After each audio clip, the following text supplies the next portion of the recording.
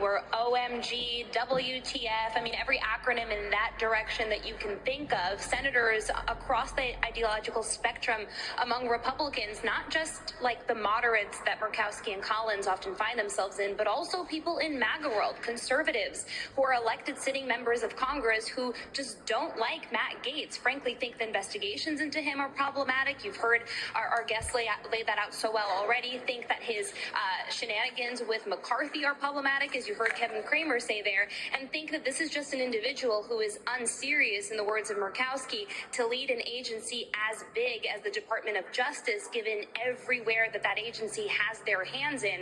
And it's going to be a long road for Gaetz and a big test for Senate Republicans who, for the first time, it's been, check notes, 7 days, 8 days since Trump was announced the president-elect, have to see if they want to stand up to him. Yeah. I also want to go to that other major news, right? NBC News projecting that Republicans will have control of the House of Representatives when the new Congress takes their seats in January. This, of course, means Trump and the Republicans will control all of Washington with GOP majorities in both houses of Congress and Republican taking the White House. But it's still unclear the exact size of that House majority, and that will matter for certain things. I know there's been some developing news, as we mentioned at the top of the show, about Speaker Mike Johnson.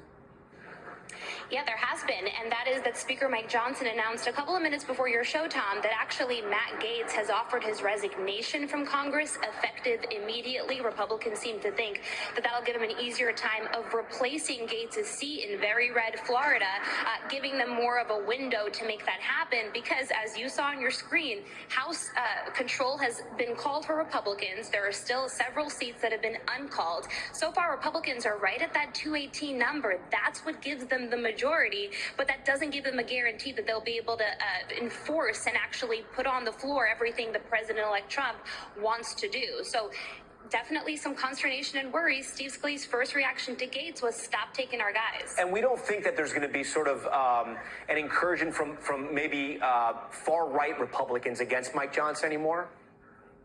No, and it's because President-elect Trump went behind closed doors with House Republicans this morning. Sources told me that he could not have been more positive and complimentary of Mike Johnson. He said he's done a tremendous job. He called him terrific, according to one lawmaker in the room. That pretty much puts to bed any potential challenge that Johnson can face. And look, he's put in a lot of work. This is somebody who's risen, who nobody really knew when he got the gavel in the first place. He's visited Mar-a-Lago several times. He has plans to go there again later this week. He's tried to be in Trump's good graces through all of this, and Trump has protected him before when Marjorie Taylor Greene and other conservatives in the MAGA movement have tried to oust Johnson.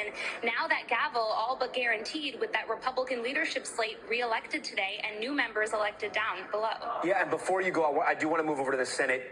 We know that Thune is now going to be the majority leader, Senator Thune from South Dakota. It's interesting here, right, because the vote, it was a secret ballot, so Republican senators didn't essentially have to say who they voted for. And I say it's interesting because, Thune wasn't necessarily the MAGA world pick, if you will. It seemed like Rick Scott was more that many in the MAGA world wanted to pick, but Thune comes out on top. What does that mean?